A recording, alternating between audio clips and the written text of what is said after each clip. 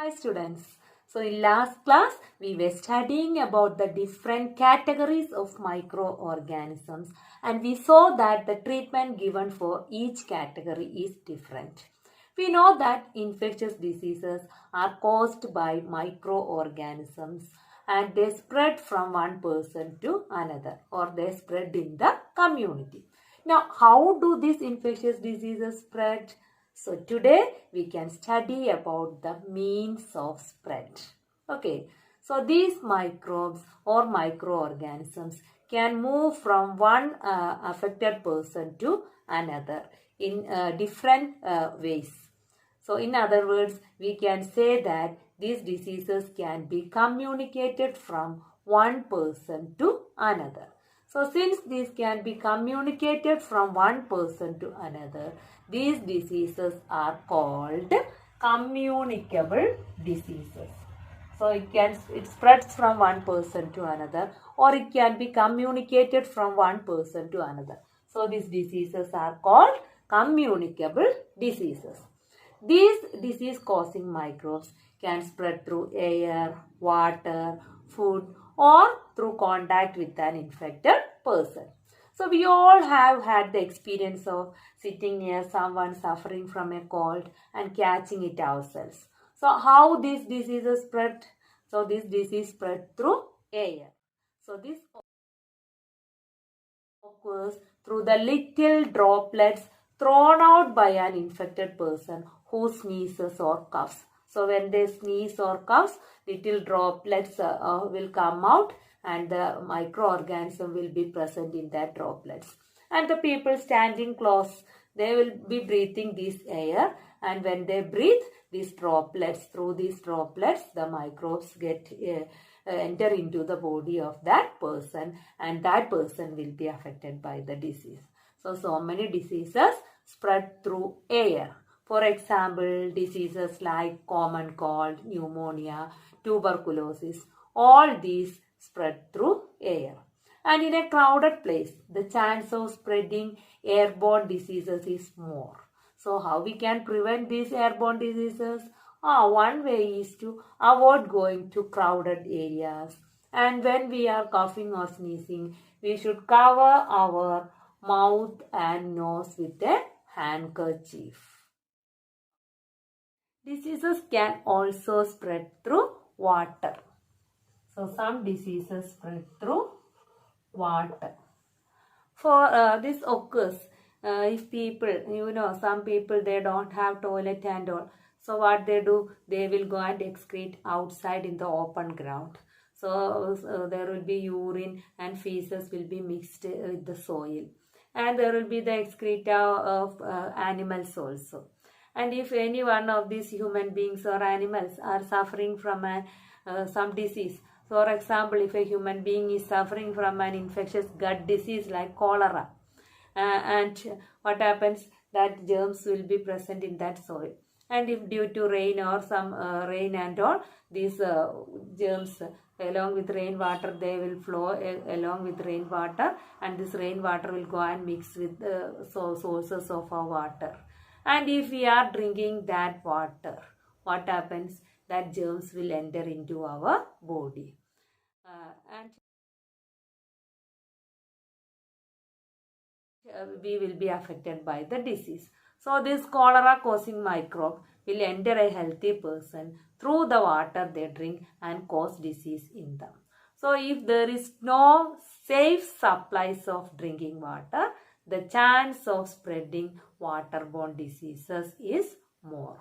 So for example, typhoid, cholera, hepatitis A, all these are caused through contaminated water. So these waterborne disease are caused not only by the excreta of human beings, it is also caused by the animal feces or urine also. So these waterborne diseases are caused by the ingestion of water contaminated by human or animal feces or urine containing pathogens, bacteria, viruses, etc. Now how we can prevent this waterborne disease? One method is drink only boiled water.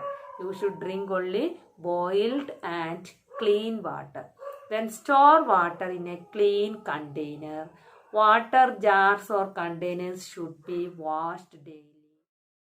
If every person are able to practice safe sanitation and hygiene and have access to clean water, these diseases would not exist. So we should drink only clean and boiled water so that we can prevent ourselves from getting affected by waterborne diseases. Some diseases spread through contaminated food also. So through food also diseases spread. So for example, when the flies go and sit on garbage or animal or human excreta, the microorganisms that is present in that excreta or waste material will stick to the body of the flies. And after that, if that flies come and sit on our food items, if our food items are kept uncovered, flies will come and sit on the food items. When they sit on the food items, the microorganisms that was present on their body, that stick to their bodies, will enter into the food item. And if we eat that food item, that microorganisms will enter into our body and we will be affected by the disease. So, it is advisable to always keep the food items covered. Avoid consuming uncovered food items. So, by keeping our food items covered and eating only covered and clean food items, we can prevent ourselves from getting affected by diseases that goes through food or contaminated food. Okay. Disease can spread through direct contact with an infected person also. So it is better to keep a distance from infected person. Then sexual contact is one of the closest physical contact two people can have with each other. So no surprise, there are some microbial infections that are transmitted by sexual contact from one partner to the other. For example, bacteria causes diseases like syphilis, gonorrhea, then this is caused by bacteria. Then virus causes diseases, sexually transmitted diseases like warts, AIDS, etc. So these sexually transmitted diseases are called as STDs. Okay. And one important thing to remember is that these sexually transmitted diseases are not spread by casual physical contact. So if we are giving a shake hand or hug or any other ways in which we touch socially, when if we touch them, it won't spread from infected person to the other. Okay.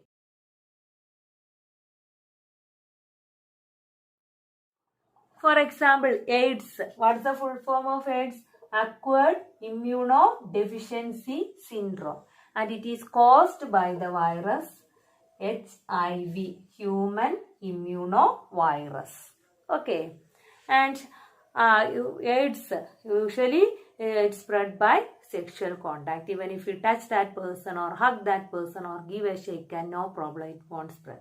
But there are some other ways also through which this AIDS can spread. So other than sexual contact, the HIV virus can also spread through blood-to-blood contact.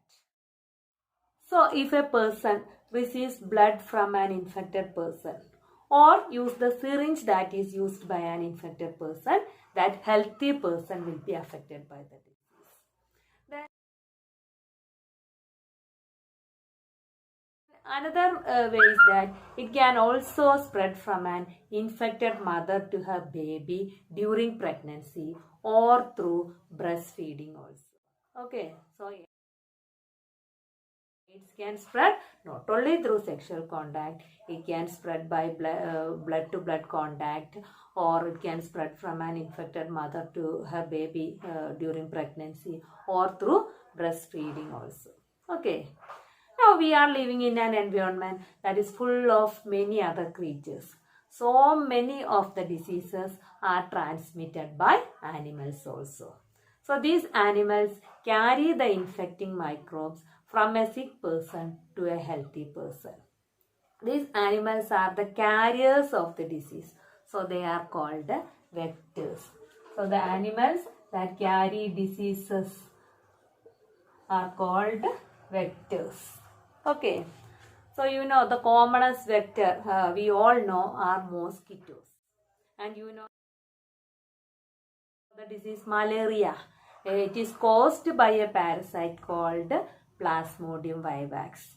And this parasite or protozoa is carried by which mosquito? It is carried by female Anopheles mosquito. Then again, filariasis or elephantiasis, that is caused by a worm called filarial worm, or another name is Wuchereria bancrofti. And this filarial worm, it is carried by Culex mosquito. Okay. Then again, dengue fever. It is caused by a virus called DENV. And this virus is carried by female Aedes mosquito. Now, why all these female mosquitoes? The thing is that in many species of mosquitoes, the female need highly nutritious food because they are laying egg. So, they need more nutritious food. So, they are sucking the blood of human beings or other warm-blooded animals. And what about male mosquitoes? They usually suck the juices from plants. Then not only mosquitoes, housefly is also a carrier of diseases. We have already discussed when the flies sit on the garbage and animal excreta, germs will stick to their bodies. After that, when these flies sit on our uncovered food items, these germs will enter into the food, and if we eat that food, we will be affected by so many diseases. And people usually get rabies from the bite of a rabid animal like dog and all. Okay. And you also know that Nipah virus is carried by fruit bats. Fruit bats do not get sick from the Nipah virus. However, they can pass the virus to other animals also. Okay. So, we were studying about the means of spread of diseases. And we saw that diseases spread through food, water, air, through contact with an infected person, through sexual contact with an infected person, and diseases are also carried by some animals also. Clear now? Okay, bye.